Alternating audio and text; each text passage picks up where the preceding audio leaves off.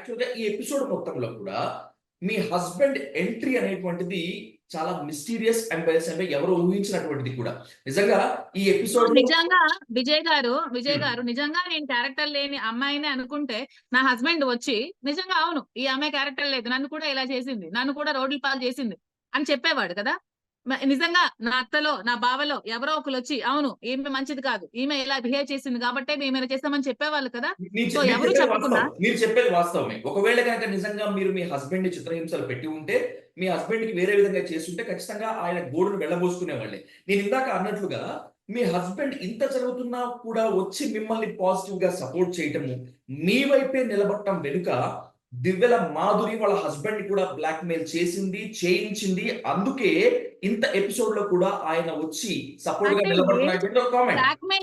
Black mail చేసింది అంటే ఏ విధమైన బ్లాక్ మెయిల్ అండి? నాకు అర్థం కావట్లేదు. బ్లాక్ మెయిల్ అంటే ఏ విధమైన బ్లాక్ మెయిల్ అండి? అతను బ్లాక్ మెయిల్ చేయడానికి అతను ఒక మెరైన్ ఇంజినీర్, ఒక ఎంటెక్ మెకానికల్. తను ఒక ఆస్ట్రేలియా ఏఎస్‌పీ షిప్పింగ్ కంపెనీలో ఒక పెద్ద జాబ్‌లో ఉన్నారు. అతనికి ఏ విధంగా బ్లాక్ మెయిల్ చేస్తాను?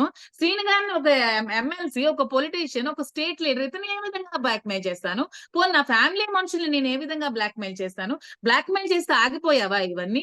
మరి శ్రీను గారిని వాణి బ్లాక్‌మెయిల్ చేసి ఆపుకోలేకపోయిందా? ఎందుకు ఆపుకోలేకపోయింది ఆరోపణలు? మరి అత్తగారికి బ్లాక్‌మెయిల్ చేసి ఆపుకోలేకపోయిందా? ఎందుకు ఆపుకోలేకపోయింది ఆరోపణలు?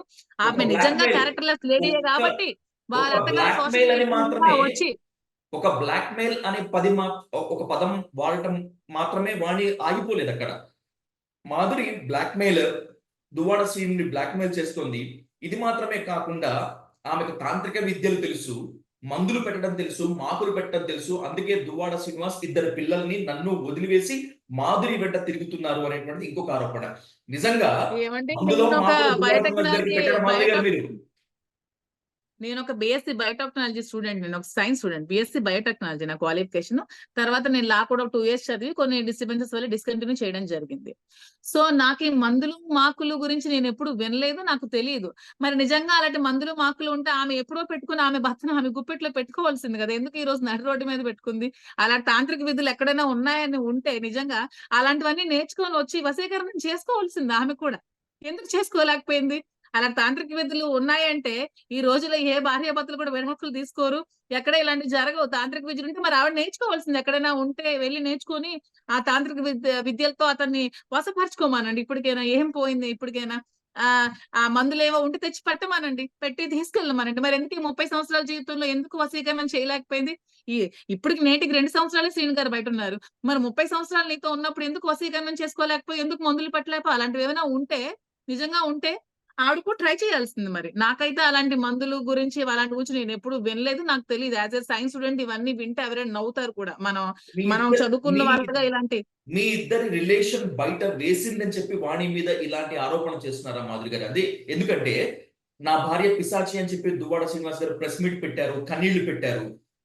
మీరు కూడా వాణి మీద అనేక ఆరోపణలు చేస్తున్నారు. బై ద సేమ్ వే ఆమె కూడా మీ మీద చేస్తుందనుకోండి. నిజంగా వాణి, ఆమె పిల్లలు ఆ స్థాయిలో నరకం చూపించారా దువ్వాడ శ్రీనివాస్ గారికి మీకు? లేకపోతే ఆ సమాజం స్థాయిలో సమాజం నరకం దృష్టిలో 100 సమాజం దృష్టిలో మీరిద్దరు మాత్రమే హీరోలుగా ఉండాలని చెప్పి వాళ్ళని విలనం చేస్తున్నారా?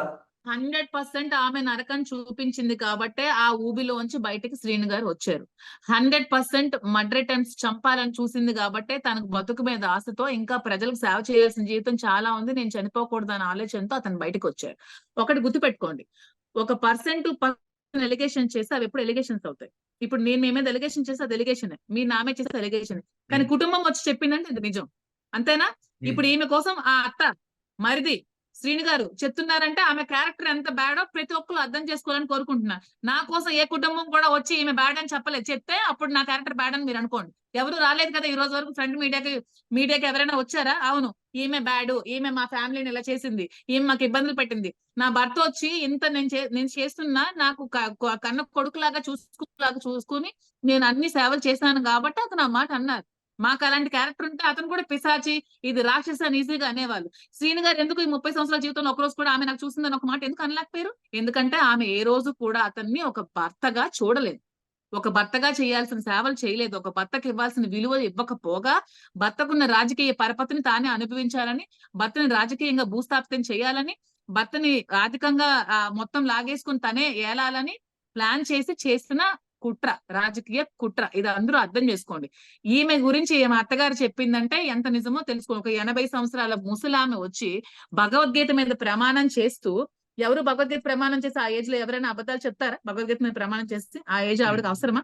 ఈ ఏజ్ లో వచ్చి నా కోడలు మందు తాగి కొట్టి నన్ను ఈ రోజు వరకు టీ ఇవ్వకుండా, నాకు ఇంటికి రానివ్వకుండా హెరాస్ చేసిందంటే అలాంటి స్త్రీ కోసం ఏమనుకోవాలో సభ్య సమాజం అందరూ ఆలోచించి మాట్లాడే ముందు, నా కోసం మాట్లాడే ముందు మీరు ఒకసారి ఆమె క్యారెక్టర్ ఏంటో తెలుసుకోండి.